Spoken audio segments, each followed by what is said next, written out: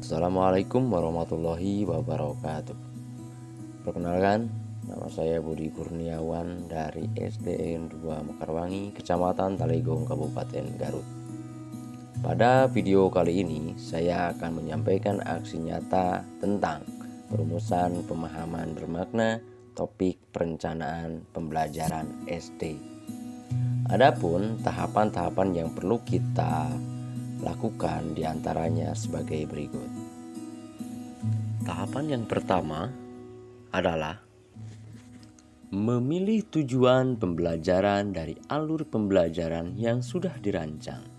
Pertama, apakah tujuan pembelajaran kontekstual dengan kondisi lingkungan sekitar? Dua, apakah tujuan pembelajaran sudah sesuai dengan tahapan serta kebutuhan peserta didik? Tahapan berikutnya menganalisis situasi kelas. Yang pertama yang harus kita lakukan adalah siapa saja peserta didiknya.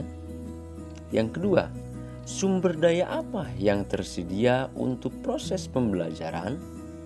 Yang ketiga, siapa saja guru yang terlibat di dalamnya. Yang keempat, bagaimana proses komunikasi, dan yang kelima, bagaimana koordinasi yang dilakukan. Setelah menganalisis situasi kelas, maka tahapan yang harus kita lakukan adalah menentukan strategi dan metode untuk mencapai tujuan. Di sini ada 3 tahapan. Yang pertama adalah pendekatan yang berorientasi pada kompetensi dan tujuan. Yang kedua, memberikan stimulus agar peserta didik terlibat aktif dalam mencapai tujuan pembelajaran.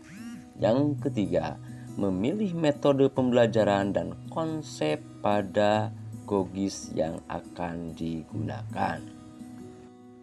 Tahapan berikutnya adalah memilih dan menetapkan perangkat ajar serta aktivitas pembelajaran. Dalam konteks ini, guru ada 2 tahapan yang harus kita lakukan. Yang pertama, berdiskusi dengan guru pada level yang sama terkait kompetensi apa yang perlu diasah agar tujuan pembelajaran berjalan. Yang kedua, berdiskusi dengan peserta didik terkait ide pokok materi dan hubungannya dengan dunia yang nyata. Selanjutnya adalah sosialisasi target pembelajaran dan menyepakati pembelajaran bersama peserta didik. Hal ini sangat penting dilakukan dan ada 2 yang perlu kita perhatikan. Yang pertama, apa saja target yang akan dicapai. Yang kedua, bagaimana membuat peserta didik dapat memahami target-target yang akan dicapai. Setelah sosialisasi tentang target belajar kepada peserta didik, maka tahapan selanjutnya adalah melaksanakan pembelajaran dan asesmen untuk memonitor kemajuan belajar selama proses pembelajaran.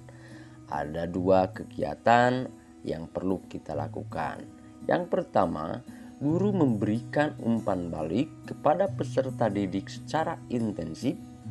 Yang kedua, memilih keterampilan refleksi bagi peserta didik sehingga mereka memahami hal-hal yang sudah tercapai dan area yang perlu diperbaiki. Setelah guru melakukan refleksi dan evaluasi, maka tahapan berikutnya adalah refleksi untuk menetapkan tujuan belajar berikutnya berdasarkan hasil ketercapaian kompetensi.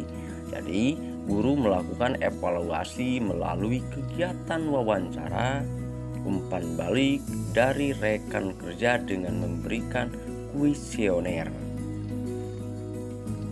Tahapan yang terakhir adalah dalam setiap kegiatan aksi nyata yang dilakukan, sebaiknya semuanya dokumentasikan. Dokumentasi bisa berbentuk video, maupun foto-foto kegiatan. Dan inilah contoh dokumentasi yang bisa disajikan.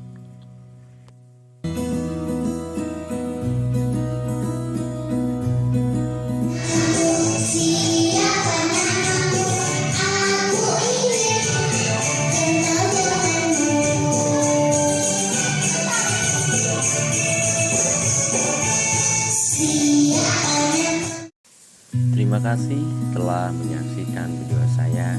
Mudah-mudahan menjadi inspirasi buat Bapak Ibu semuanya. Jangan lupa subscribe dan share karena berbagi itu indah. Terima kasih. Assalamualaikum.